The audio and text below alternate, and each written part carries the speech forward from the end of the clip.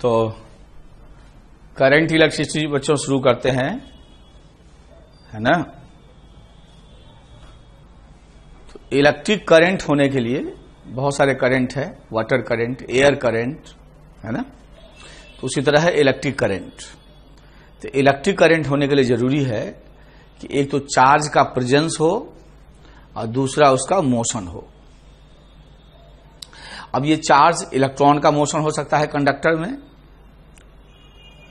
Free electron है कहीं air में उसका मोशन हो सकता है, फ्री प्रोटॉन है उसका कोई मोशन हो सकता है, कोई और चार्ज पार्टिकल है, कोई आयन है उसका मोशन हो रहा है। तो ये सारा इलेक्ट्रिक करंट कॉन्स्टिट्यूट कर देगा। इलेक्ट्रोलाइट हैं, आयन होते हैं, फ्यूज इलेक्ट्रोलाइट, उसमें इलेक्ट्रोलाइट का मोशन हो रहा है, करंट होगा। तो इलेक्ट्रिक करंट के लिए जरूरी है कि चार्ज का प्रेजेंस हो और फिर उसका मोशन हो। तो लिखो charge in motion causes electric current. लिखो charge in motion causes electric current.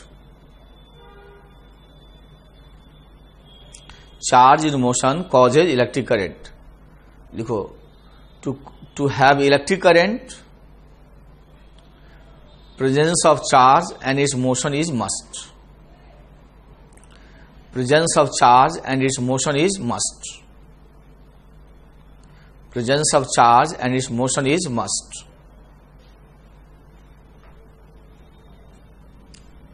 And its motion is must. ठीक है। तो एक ऑब्जेक्टिव लिखो, which of the following will cause electric current?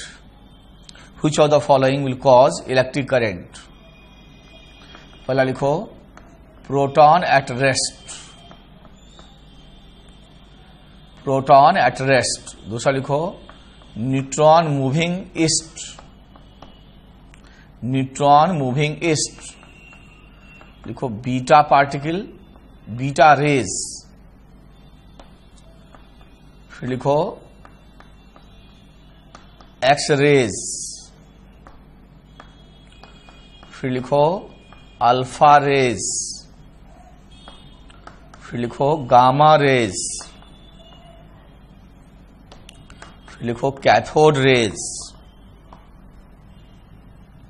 फिर लिखो electron moving in circular path, electron moving in circular path, motion of free electron in the conductor, motion of free electron in the conductor, motion of ion in the fused electrolyte, motion of ion in the fused electrolyte। तो बताना है कौन कौन electric current देगा।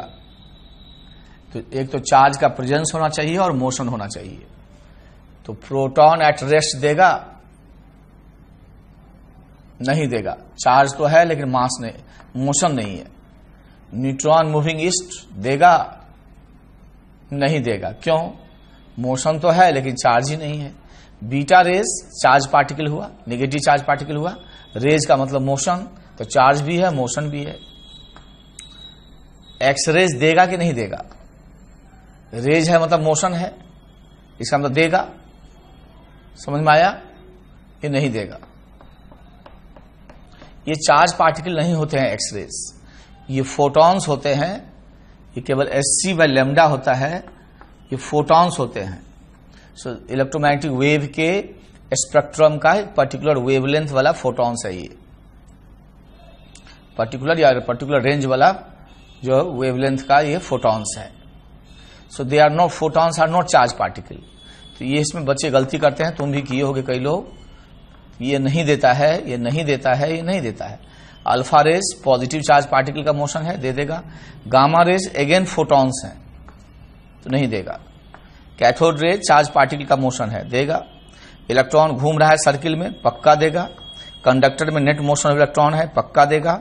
Ion का motion है, पक्का देगा। तो एक्स रेज और गामा रेज नहीं दिया। अब हम लोग आई को डिफाइन करते हैं del q by del t एक तरह से ये हो गया average current, charge transfer per unit time. तो यूनिट हो जाएगा कूलम पर सेकेंड, जिसको हम लोग एम्पियर कहते हैं, एम्पियर कहते हैं। ठीक है। और यदि इंस्टैंटेनियस चाहिए तो I बराबर dq/dt, ये लिख लो इंस्टैंटेनियस करंट, इंस्टैंटेनियस करंट। ठीक है। प्रॉब्लम लिखो,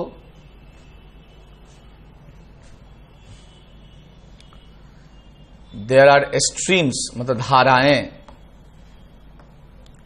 streams of protons and electrons, protons and electrons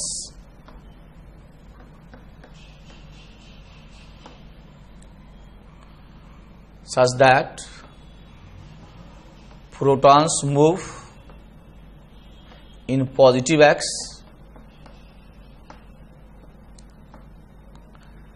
and electrons move in negative x। एक चीज याद रखो, करंट है तो स्केलर, लेकिन इसमें सेंस होता है, और करंट का सेंस हम लोग पॉजिटिव चार्ज जिधर जाता है उधर ही लेते हैं।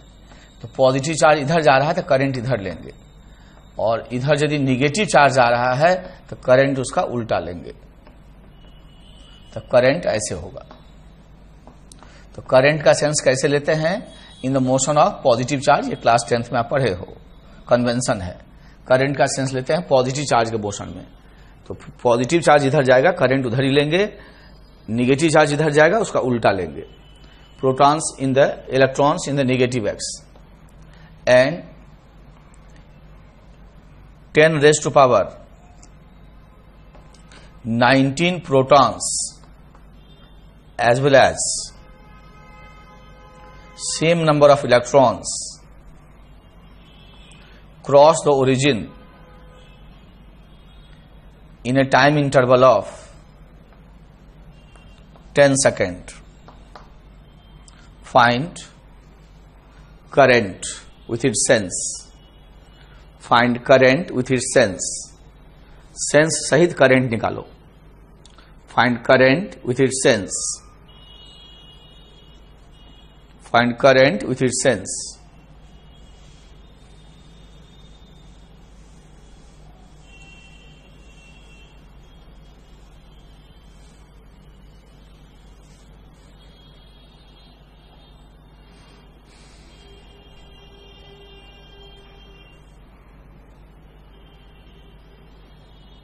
वीडियो रोक के कर डालिए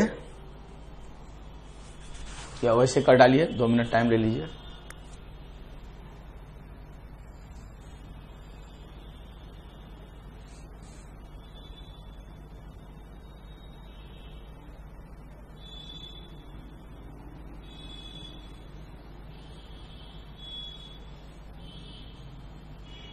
अब बच्चे होशियार हैं और कर डाले। तो प्रोटॉन जा रहा है पॉजिटिव एक्स में, तो करंट पॉजिटिव एक्स में ही होगा, और इलेक्ट्रॉन निगेटिव एक्स में जा रहा है तो उसका भी करंट एक ही होगा। तो और दोनों same amount of charge transfer हो रहा है, न्यूमेरिकली चार्ज बराबर होते हैं, तो एक का निकाल के डबल कर देंगे। तो एक के कारण करंट होगा, चार्ज ट्रांसफर होगा 1.6 इंटू 10⁻⁻19। तो प्रोटॉन्स का चार्ज है, इसकी संख्या है 10⁻19, तो Q बराबर Ne, electronic charge in the number of charge particles, और टाइम लगा 10। तो ये हो गया 0.16 एम्पियर। इसका डबल करोगे तो 0.32 एम्पियर आ जाएगा।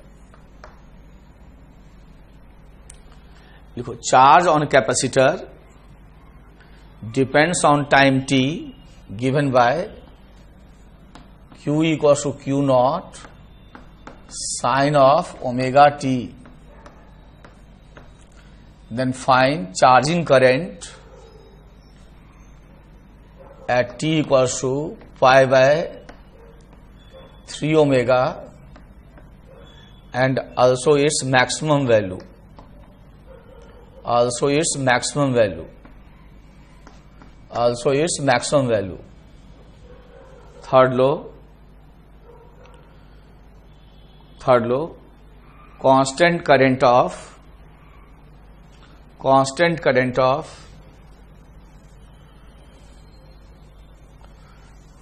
1.6 ampere exists in a resistor for 5 minutes. Find number of electrons that pass a cross section. Number of electrons that pass the cross section.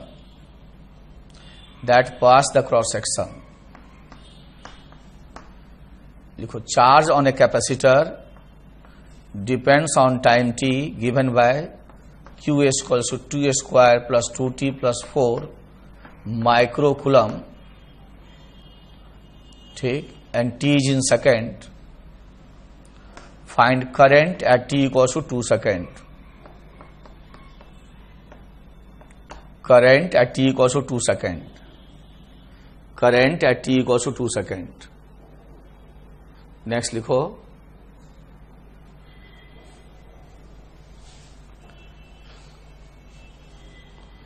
current in a resistor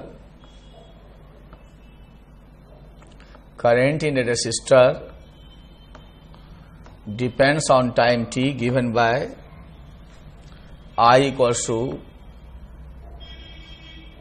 2 minus t ampere and t is in second. Find total charge transfer in the time interval t equal to 0 to the time t when current is 0. When current is 0. लिखो, current in a resistor depends on time t given by I naught 1 minus t by delta t, where I naught and delta t is constant. I naught and delta t is constant. I naught and delta t is constant. Then find charge transferred in the time interval t equal to 0 to the time t when current is 0. When current is 0. When current is 0. लिखो, current in a resistor depends on time t given by following graph.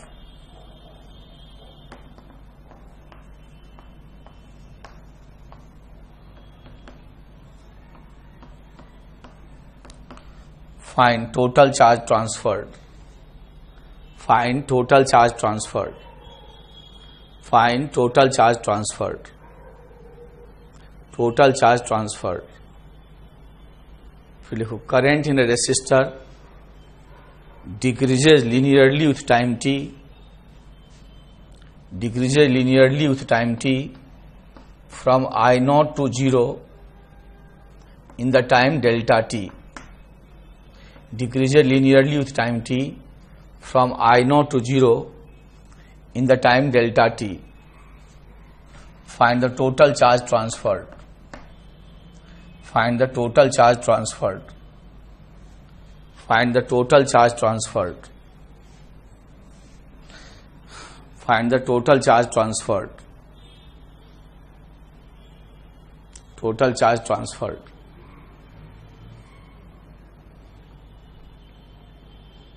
Video रोक दो, एक साथ करो, 10 minute का time लो,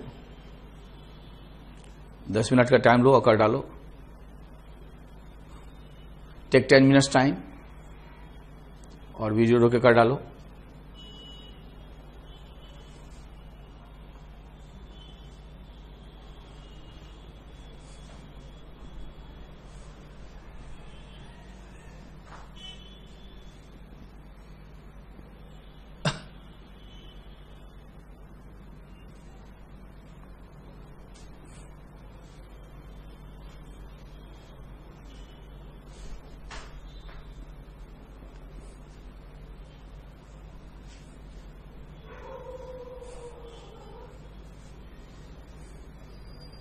रोक दीजिए video. तो बच्चे होशियार हैं, सफिशिएंट टाइम के लिए वीडियो रोक दिए, अब सॉल्यूशन देख रहे हैं। तो इसमें है, इसका टाइम डेरिवेटिव लोगे तो dq बाई dt होगा, अलग से कर दूं क्या? हाँ सर, इसको डिफरेंशिएट करोगे तो dq बाई dt होगा। तो साइन ओमेगा टी को ओमेगा टी के रेस्पेक्ट में करोगे तो कॉस ओमेगा टी होगा, फिर ओमेगा टी को टी के रेस्पेक्ट में करोगे तो ओमेगा बाहर हो जाएगा, ये क्यू नॉट ओमेगा हो जाएगा। यही हमारा आई है। अब इसमें वैल्यू पुट करो तो क्यू नॉट ओमेगा कॉस, और टी का वैल्यू हमारा है पाई बाई 3 ओमेगा, देख लो मिटा दिया है, pi by 3 omega into omega, तो ये 60 डिग्री होगा, ये क्यू नॉट ओमेगा बाई 2 हो जाएगा। और मैक्सिमम करंट होगा जब कॉस थीटा 1 होगा, तो मैक्सिमम करंट यही हो जाएगा जब कॉस थीटा 1 हो जाएगा, कितना? Q naught into omega. ये फर्स्ट का सॉल्यूशन है। सेकंड में जो आई होता है del q by del t, तो डेल क्यू बराबर हो जाएगा आई इंटू डेल्टा टी। चूंकि कांस्टेंट करंट है इसलिए ऐसा यूज कर पाए। तो आई हमारा है 1.6, टाइम है 5 मिनट इंटू 60, और नंबर ऑफ चार्ज निकालना है तो बराबर एन ई कर देंगे, तो ई से डिवाइड कर दोगे तो नंबर ऑफ इलेक्ट्रॉन्स आ जाएगा। तो इलेक्ट्रॉनिक चार्ज होता है 1.6 10⁻⁻19, तो ये कैंसिल हो जाएगा, तो 300 इंटू 10⁻19, so 3 इंटू 10⁻21,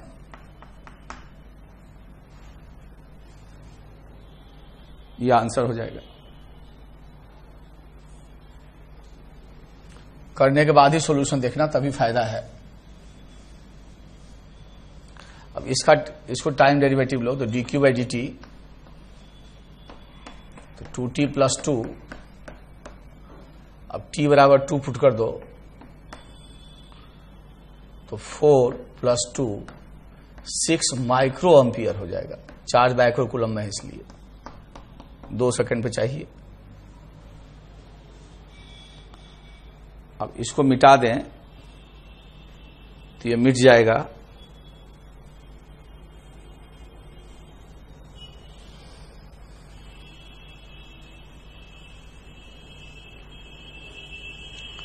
अब वहां आई को लिखोगे dq by dt, I constant नहीं है, वेरिएबल है, तो इंटीग्रेट करना होगा, और dq बराबर t माइनस टी dt, इसको इंटीग्रेट करोगे, इसको लोगे 0 से ओ टाइम t लोगे जब करंट 0 हुआ, तो आई को 0 करोगे तो टाइम आ जाएगा 2 सेकेंड। इसको 0 करो, t आ रहा है 2 सेकेंड, करके देखो, तो इसको इंटीग्रेट करेंगे 0 to 2, q आ जाएगा, तो जगह 2t minus T square by 2, limit 0 to 2, तो 2 करेंगे तो 4 माइनस 2 स्क्वायर बाय 2, तो 2 कट गया तो ये 2 कूलम्ब आ गया।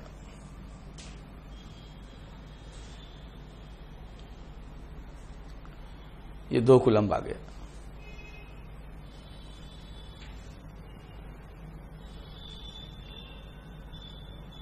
इसको मिटा देंगे,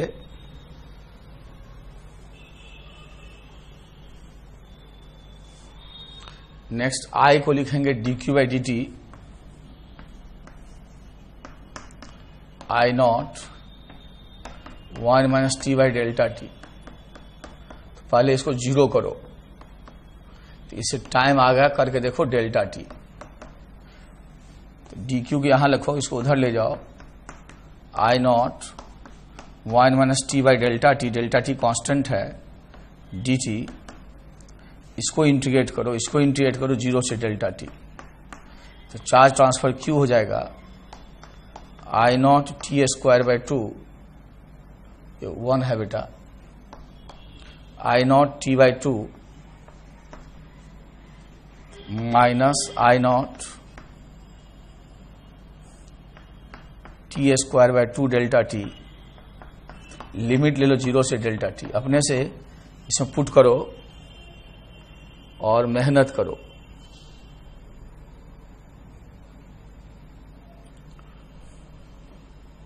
यहां 2 नहीं है, तो टी को डेल्टा टी पुट करके मेहनत करो, तो आंसर आ जाएगा। करके देखो, इतना करके देख लो।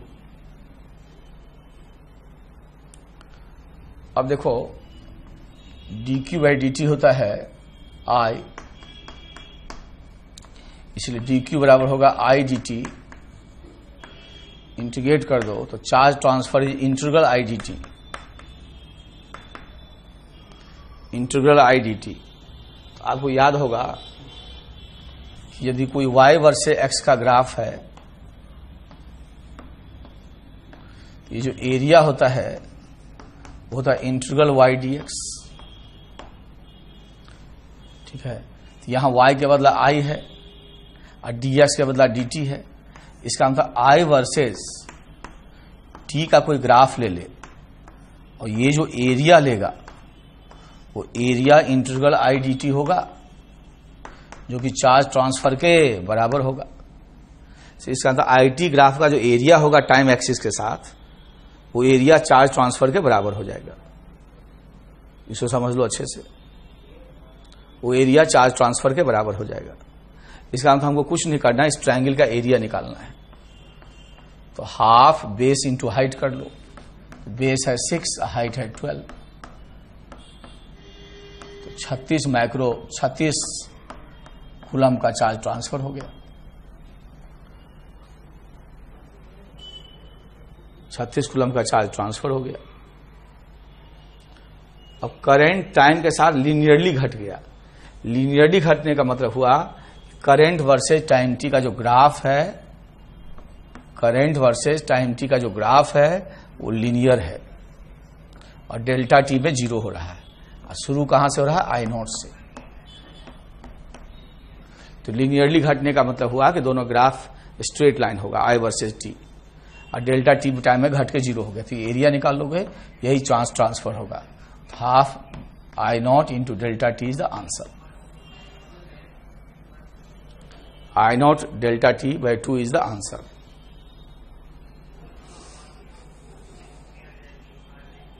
ठीक है।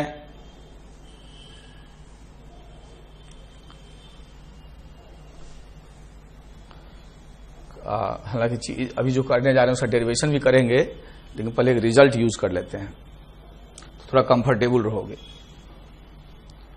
ठीक है। लिखो electrical resistance of a wire, electrical resistance of a conductor.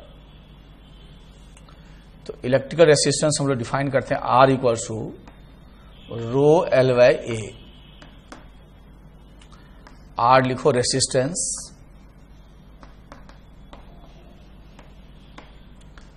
L लिखो length, taken in the sense of current. Current जिस सेंस में होगा उस सेंस में लेंगे। तो मान लीजिए ये डस्टर है और करंट ऐसे है, ऐसे, तो ये डायमेंशन लेंथ होगा। ऐसे है करंट, तो करंट के अलोंग होगा, so length taken in the sense of current. A लिखो area of cross section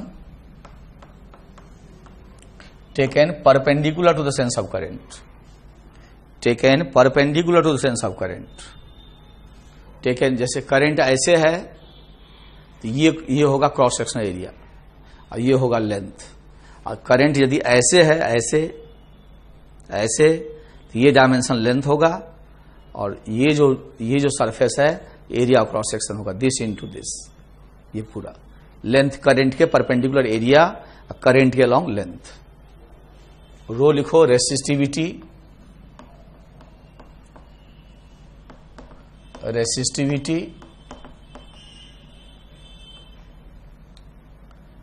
resistivity लिखो it depends only on nature of metal and temperature, not on the dimension of the conductor. It depends only on nature of metal and temperature, not on the dimension of the conductor, not on the dimension of the conductor. Conductor के dimension पे depend नहीं करता, not on the dimension of the conductor. ठीक है, 1/r आप लोग पढ़ोगे conductance,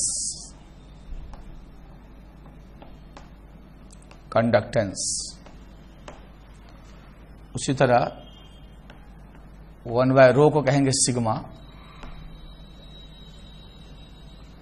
sigma को कहेंगे कंडक्टिविटी,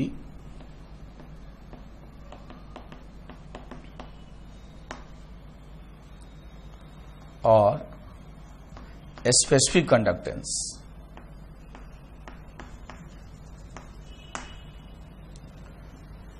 स्पेसिफिक कंडक्टेंस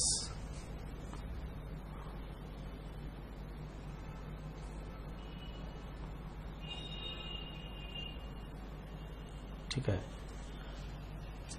लिखो sigma depends on only the nature of metal and temperature.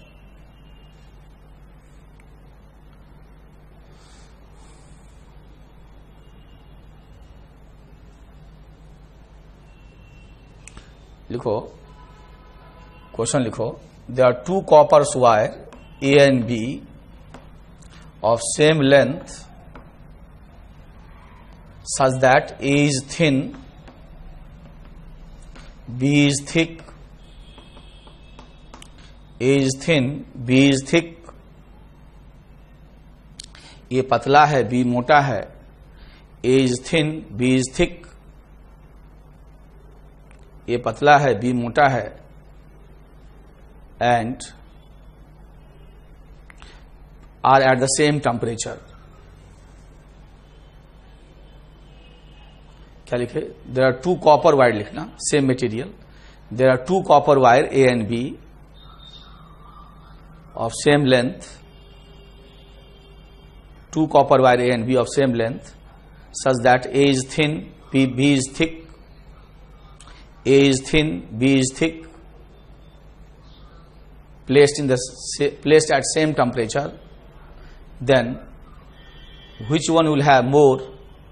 पहला लिखो resistivity, which one will have more resistivity? पहला लिखो resistivity, दूसरा लिखो resistance, दूसरा लिखो resistance, सेकंड लिखो resistance।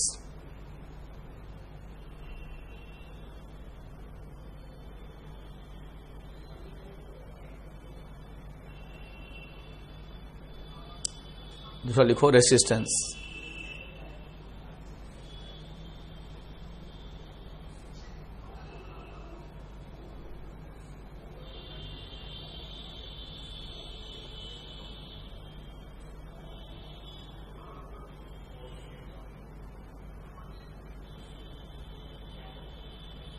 ठीक है, तो चूंकि पहले का आंसर बताओ, वो डायमेंशन पे डिपेंड करेगा ही नहीं, तो पहला लिखोगे सेम, दूसरे में R रो L/A होगा, तो रो तो सेम है, L सेम है, तो पतले वायर का थिन का रेसिस्टेंस ज्यादा होगा, जिसका एरिया कम है, सेम लेंथ और सेम रो के लिए। लिखो figure shows a homogeneous metallic cuboid of resistivity rho. Figure shows a homogeneous metallic cuboid of resistivity rho with dimensions as shown all in SI unit with dimension as shown, comma, all in the SI unit. ये metallic cuboid है,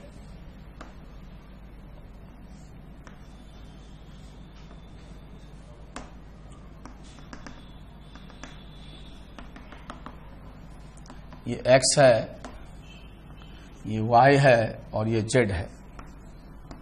ये dimension है A, ये dimension है B और ये dimension है C, ABC. Find its resistance for the sense of current. Find the resistance for the sense of current. पहला लिखो along X, दूसरा लिखो along Y, तीसरा लिखो along Z. along Z. Second लिखो a metallic cuboid has the dimension in the ratio 3:2:1. Has the dimension in the ratio 3:2:1. 3:2:1. 3:2:1. Find the ratio of maximum to minimum possible resistance. इसमें क्या निकालना है? इसमें निकालना था फाइंड रेसिस्टेंस. प्रत्येक case में रेसिस्टेंस निकालना है. इसमें प्रत्येक केस में रेसिस्टेंस निकालना है. अलोंग एक्स जब करंट है वाई है तो प्रत्येक केस में रेसिस्टेंस निकालना है. लिखो a metallic cuboid has the dimension the ratio 3:2:1. Then find the ratio of maximum to minimum possible resistance across its faces. Ratio of maximum to minimum possible resistance across its faces. ठीक है, लिखो a wire of resistance R0 is stretched such that length becomes 3 times. खींच रहे हैं, is stretched such that length becomes 3 times. Then find its resistance. Then find its resistance. ठीक है, लिखो if a wire is stretched such that, ये part लिखो, length increases by 100%. Length increases by 100%. B part. Length increases by 2%. Length increases by 2%.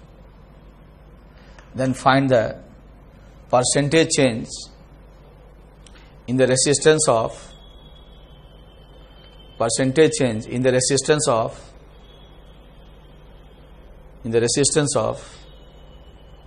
wire in each case.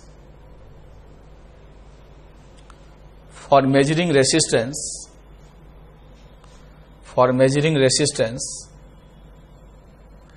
resistivity is measured exactly. Resistivity is measured exactly.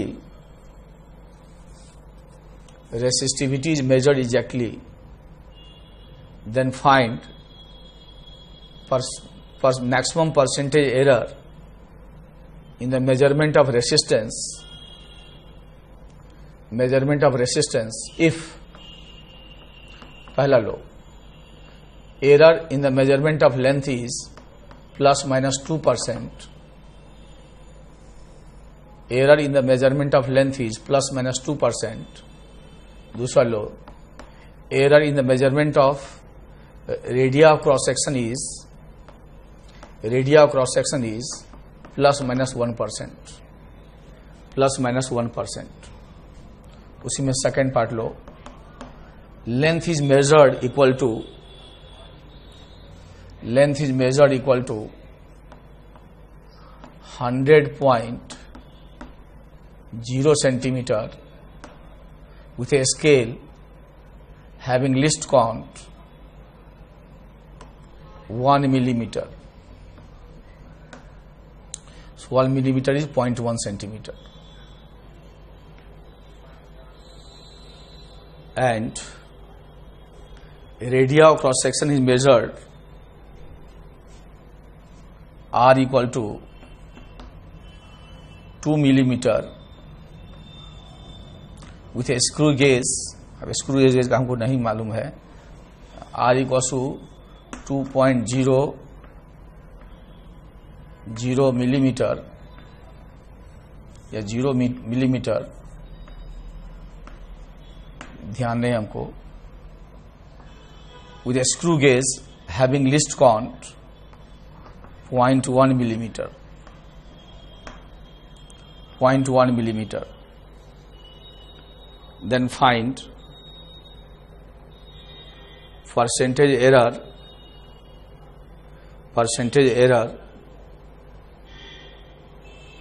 in the measurement of resistance. In the measurement of resistance.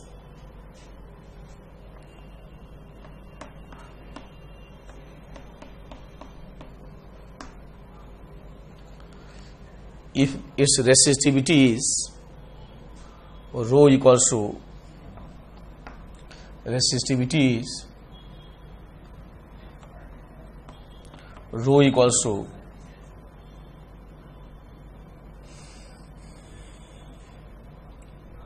4 into 10 to power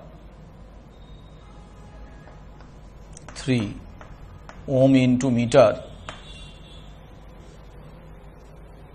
then write the value of resistance.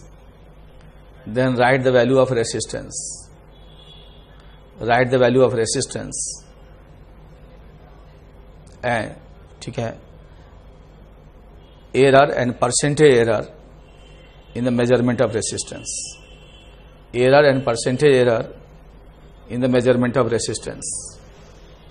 Error and percentage error in the measurement of resistance. जरा video रोक के करिए, video रोक दीजिए और तब करिए, तब क्वेश्चन का आनंद लीजिए.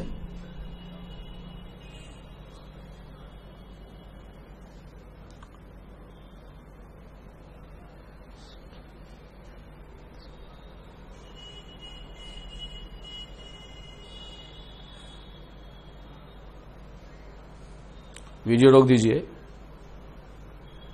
और वीडियो रोक के कर डालिए.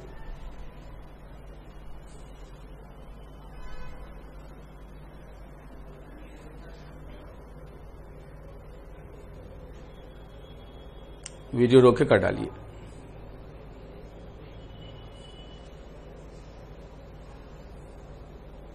रोक दीजिए वीडियो और वीडियो रोक के कर डालिए.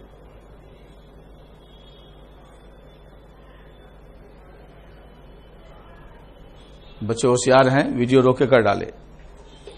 अब सॉल्यूशन देखना चाहते हैं. तो जब करंट x के लॉन्ग है तो ये डायमेंशन लेंथ होगा, ये एरिया होगा. तो रेसिस्टेंस कह देंगे पहले के लिए रो, लेंथ हो जाएगा a या एरिया हो जाएगा BC. यही जब y होगा तो ये डायमेंशन होगा लेंथ C और ये होगा एरिया. तो लेंथ हो जाएगा C, एरिया हो जाएगा A इंटू B. वही जब Z में होगा तो ये डायमेंशन होगा लेंथ, तो ये डायमेंशन है B, तो रो B और ये होगा एरिया. दिस इंटू दिस, तो this is C and this is A. तो क्या देखते हो, एक डायमेंशन यदि लेंथ में आता है तो बाकी दो डायमेंशन एरिया में जाता है.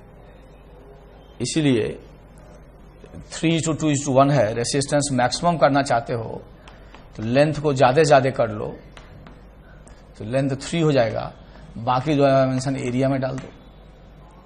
और मिनिमम करना चाहते हो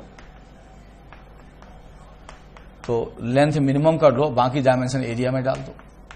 रेशियो निकालोगे 9:1 आ जाएगा.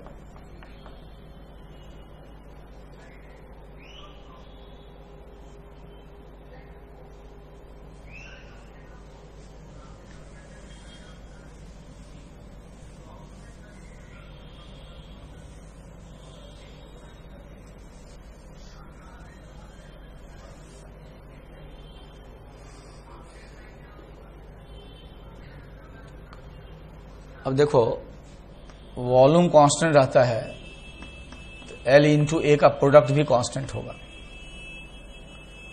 तो पहले लेंथ, पहले रेसिस्टेंस R0 था, रो L बाई ए। अब नया रेसिस्टेंस होगा, रो तो रो है, लेंथ हो गया 3 टाइम्स। अब लेंथ 3 टाइम्स हो जाएगा तो एरिया 1/3 होगा, ये 3L हो जाएगा इंटू ए डैश बराबर L इंटू ए। वॉल्यूम नहीं बदलेगा तो लेंथ और एरिया का प्रोडक्ट नहीं बदलेगा, तो ए डैश हो जाएगा A/3। तो इसको करोगे तो ऊपर जाएगा तो ये 9R0 आ जाएगा, ये 9R0 आ जाएगा। करके देख लो। अब कहता लेंथ 100% बढ़ा दिए स्ट्रेच करके। 100% बढ़ाने का मतलब हुआ L से क्या हो गया 2L। 100% बढ़ाना तो डबल करना, तो स्ट्रेच किए हो तो लेंथ डबल हो जाएगा, तो एरिया A से A/2 होगा, क्योंकि वॉल्यूम कांस्टेंट होना है, वॉल्यूम कांस्टेंट होना है। इसलिए R इक्वल्स हो जाएगा R0 पहले, R इक्वल्स हो जाएगा रो L के बदला 2L, एरिया A/2, ये हो जाएगा 4R0।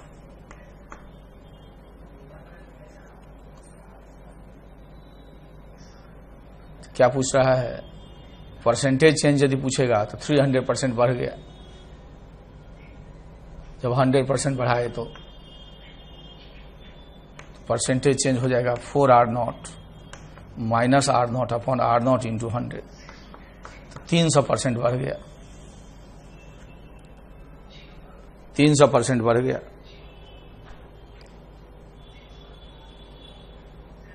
रेसिस्टेंस को 100% बढ़ाए तो कहता 2% चेंज कर गया।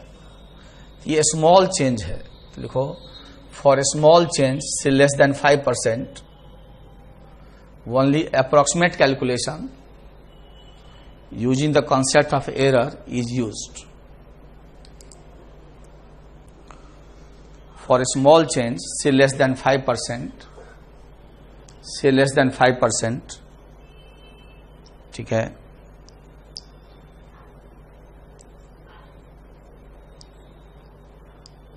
concept of error is used। तो इसमें exact is not done, exact calculation is not done. तो R इक्वल्स टू है रो L/A, वॉल्यूम होता है LA, तो एरिया को बदल दोगे, यह आ जाएगा रो L² एरिया बराबर V/L। रो कांस्टेंट, V कांस्टेंट। तो एरर का नियम है कि डेल्टा R/R, जो वेरिएबल है उसको छोड़ दोगे, जो कांस्टेंट उसको छोड़ दोगे, वेरिएबल का पावर आगे, तो 2 डेल्टा L/L।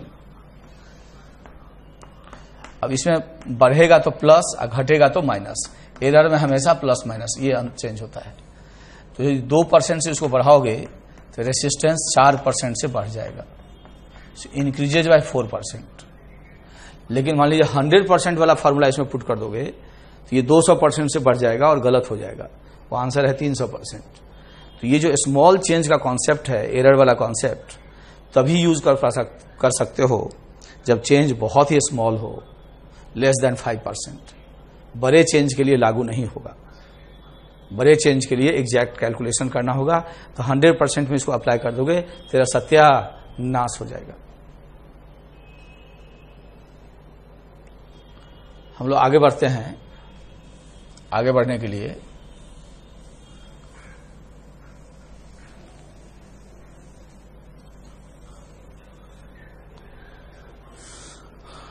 अब हमारा R इक्वल्स टू है रो L/A, तो A इज πr²। तो हम लोग माइनस को भी प्लस ही ले लेते हैं, तो डेल्टा R/R बराबर डेल्टा L/L, माइनस की चिंता छोड़ो, 2 डेल्टा R/R। ऐसा करते हैं कि हर जगह एडिशन ही हो, मैक्सिमम एरर हम लोग निकालते हैं। तो delta L/L is 2% plus 2 times plus ही लेंगे, डेल्टा R/I इंटू R है 1%, तो कहेंगे प्लस माइनस 4% आंसर हो गया। अब लेंथ हमारा मेजर्ड है 100.0 प्लस माइनस 0.1 सेंटीमीटर। तो यही मेरा डेल्टा एल है, ये मेरा एल है, ठीक है ना। और रेडियस है हमारा 2.0 प्लस माइनस 0.1 मिलीमीटर।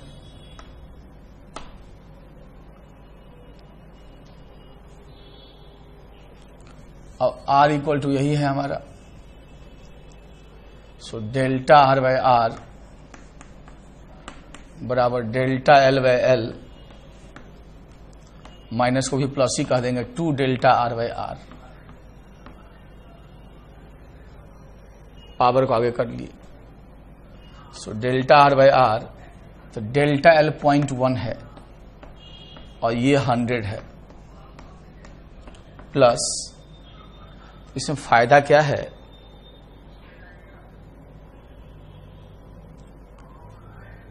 ये है 0.1 अपॉन 2, मिलीमीटर से मिलीमीटर, यहां मिलीमीटर से मिलीमीटर कट जाएगा, सेंटीमीटर सेंटीमीटर कट जाएगा। इससे हम लोग डेल्टा R बाय R निकालें, इंटू 100 कर दें, ये है हमारा 0.01001, ये हमारा है 0.05,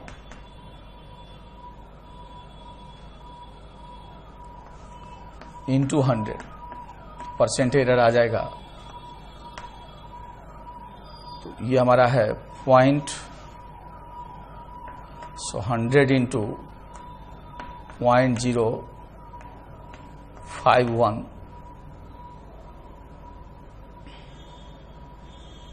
ये हो गया हमारा प्लस माइनस 5.1%। ठीक से कैलकुलेशन कर लेना, ठीक से कैलकुलेशन कर लेना।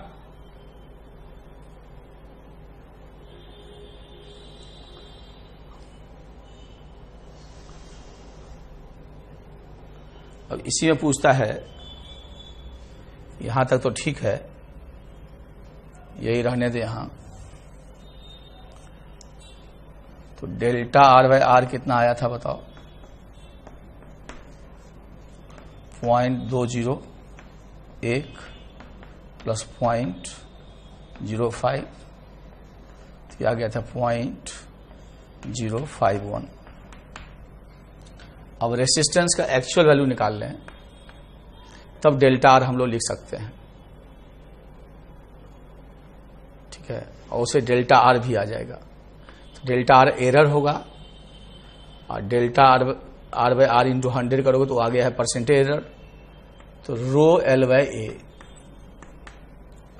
तो R इक्वल टू हो जाएगा हमारा, रेसिस्टिविटी है 4 इंटू 10⁻³ लेंथ है 1 मीटर, सबको मीटर में ही ले लो, बिना एरर का लेंगे, और रेडियस है पाई इंटू 2 स्क्वायर, और इसको यदि हम मिलीमीटर को मीटर में बदलें तो 10⁻⁶,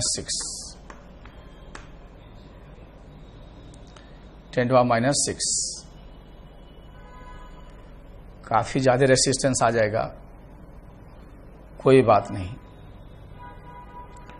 तो ये 4 कट जाएगा, 1/π इंटू 10⁻⁹ ओम, ठीक है। इससे R का वैल्यू वहां पुट कर दो तो डेल्टा R आ जाएगा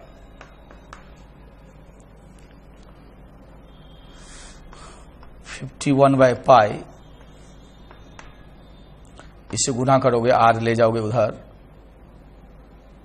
ठीक है, और 10⁻⁶ ओम, ये डेल्टा R हो गया। ये अमाउंट ऑफ एरर हो गया, इतना प्लस माइनस कर दोगे तो R का वैल्यू वहां पुट कर दिए, 10³ से मल्टीप्लाई कर दिए। अब कोई रेसिस्टेंस लिखना चाहेगा तो लिखेगा R equals to original value 10⁻⁹ plus minus इसमें जो एरर है, तो एरर कितना है 51/π इंटू 10⁻⁶, इतना ओम आंसर होगा।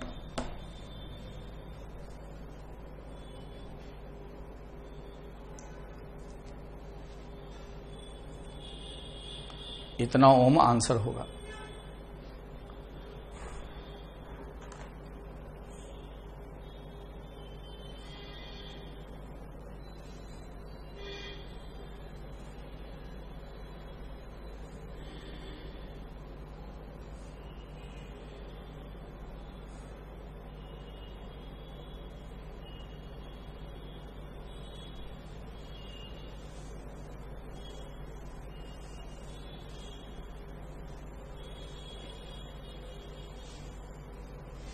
लिखो, current is a scalar quantity, current is a scalar quantity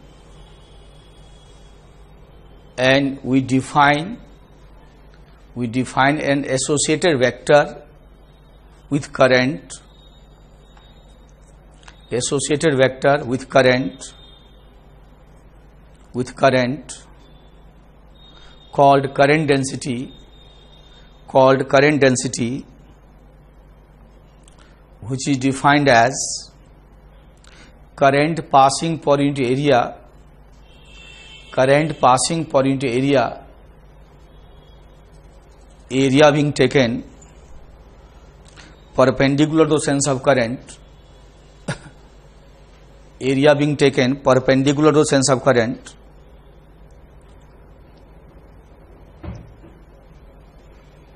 and its direction is in the sense of current, I equals to लिखो, current density J equals to लिखो I/A ampere metre square, लिखो A is the area of cross section taken perpendicular to sense of current, perpendicular to sense of current.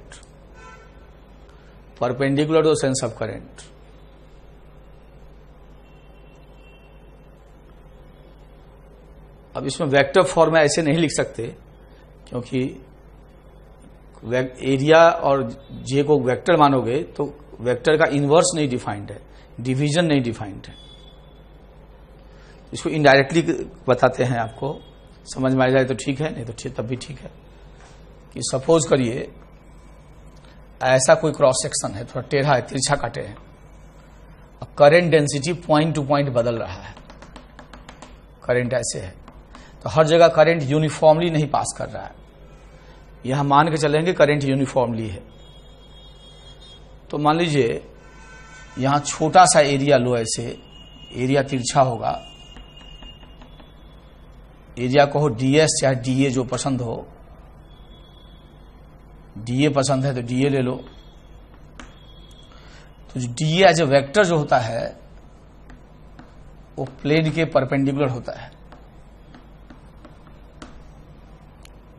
और current density ऐसे current के sense में होगा, और इनके बीच angle theta है।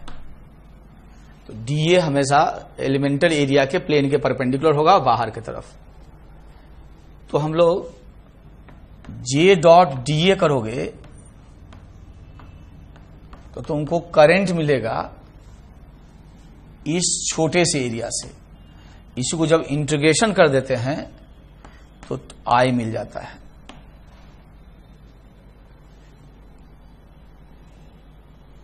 तो ये एक्चुअल डेफिनेशन है करंट डेंसिटी का, ये उसका स्पेशल केस है। कैसे दिखाते हैं, लिखो, सपोज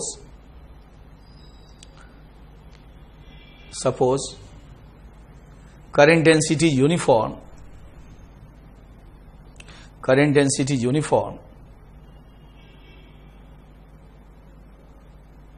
देन यूनिफॉर्म होगा तो इंटीग्रेशन का साइन हट जाएगा और DA का इंटीग्रेशन A हो जाएगा, तो I बराबर J.A। तो I बराबर जे डॉट ए तब होगा जब करंट डेंसिटी यूनिफॉर्म हो। अब बराबर लिखो जे ए कॉस थीटा।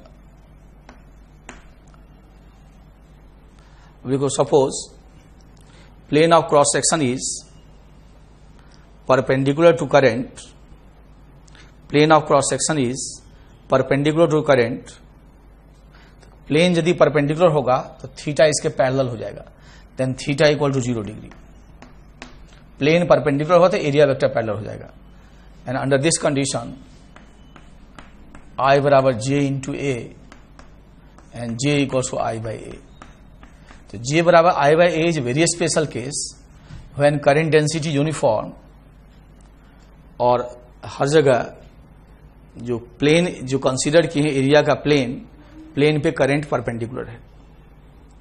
इतना तैयार करो, नेक्स्ट लेक्चर में बताते हैं।